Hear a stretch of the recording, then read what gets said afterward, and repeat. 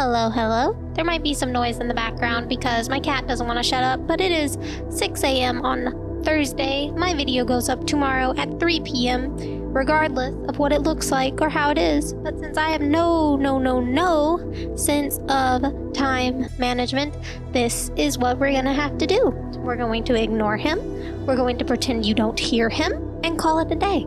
Hello, welcome back. This is Elise from Elisa Sapphic. If you don't follow me on Twitter, you probably don't know, but I went on vacation to see a fellow VTuber. I had wanted to finish something before I left, but I ended up running out of time, so here we are a week later.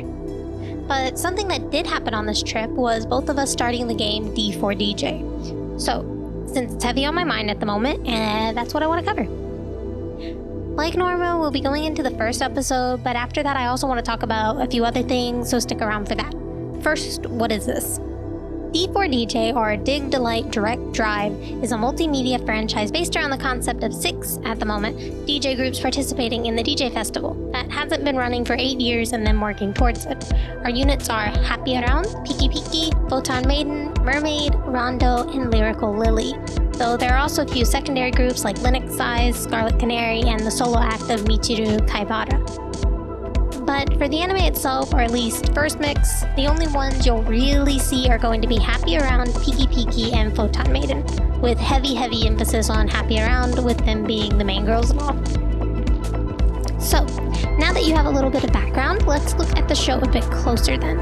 I want to say, I love the animation in this so much. Like, that is some of the best 3D I've personally seen. I don't normally seek out 3D anime, so it might not mean much, but this looks so nice and pleasing to me. Like, I already knew I really liked the MVs for it, but it's just really nice, honestly. It's very pretty. In this first episode, it starts with Rinko Aimoto being late to class, accidentally introducing herself to the wrong class, and then we learn she grew up in Africa, and that her parents are both scientists. Then it skips to lunchtime, and her listening to the announcement, and wait a minute. Yes, it's your fate. Is that? Oh, Maho's Japanese VA voices are in English too. That is so cool. Heron Kagami, very powerful. I was not expecting that at all, so it took me a little off guard. But yeah, a song she remembers from her childhood starts playing, and Rinko runs all around the school to find where the music is coming from, and bursts into the room interrupting Maho's broadcast of Wild War Tonight, and by extension, introducing the two. We learn that Rinko has no clue what a DJ is, much less a DJ unit, so Maho takes her to a Piki Piki concert, and we get to see our first Piki Piki song, being Electric Chaos Countdown. Rinko falls in love with the idea of making a group and is heavily planning to drag Maho into it, mostly by trying to convince her by giving her pretty seashells in an attempt to win her over. Maho ends up giving in and agreeing due to her seemingly being serious about this.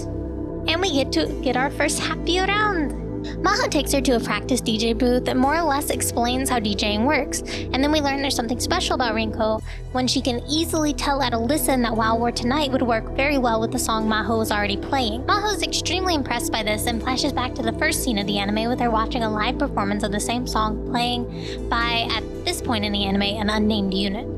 That's where it ends, signing off with a Maho remix of Wild War Tonight. I got through it. Finally, as I say, as my cat is fighting me in my lap in an attempt to keep him quiet. And that's the first episode. I honestly think it's really fun. It's up officially on the global D4DJ YouTube channel in like 4 languages. The English version of the game only came out a couple weeks ago, and a second season is on the way, to my knowledge, I'm pretty sure. So it's a good time to look into it, in my opinion. There's also a lot of cover songs, some really obscure too, like the opening from Galaxy Intro, which I have a video on if you want to check that out. Although I'm not very proud of it. Although I do think you should check it out anyway. Another is Honey, which was a ending theme for Super Soccer, which was a sports news program. And while they have a lot of typical ones like Ease Do Dance or popular anime openings or EDs, some just come out of nowhere to me, and I'm just like, you have that? Wow, that's cool. Like the opening to School Live and Gochiusa, both anime I'm very fond of, or all of the VTuber songs from Hololive. There's quite a bit of Vocaloid as well. It's all really cool in my opinion. And while I do follow a lot of music series, this one in particular, having a lot of cover songs makes a lot of sense for what it is. They are DJs. Most of what they do is pretty much mixing songs, so getting a bunch of cover songs to be able to have more music makes a lot of sense. For me though, I'd have to say my favorite units are Lyrical Lily and Mermaid.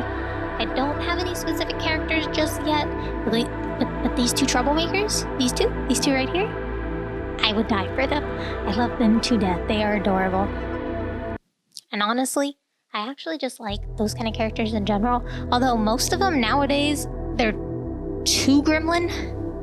Like, I don't know how to put this. But most of them nowadays, they don't end up actually being that kind of character. It seems like it's taken a big turn from being just like, oh, these two cute little troublemakers to cute fucking war criminal. Like, I don't know. It's just something I've noticed.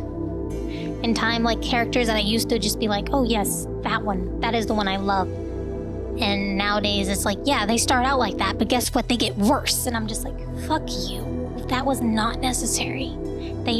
No, the appeal of them is that they are troublemakers, yes, but they're not evil or cruel or anything. They're just troublemakers. You don't have to go that hard.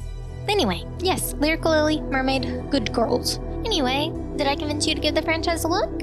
Who would you say is your favorite unit? Do you like my Build-A-Bear I named Sappho? Let me know in the comments. And make sure to be back here next Friday when I hope to have something Pride related coming out.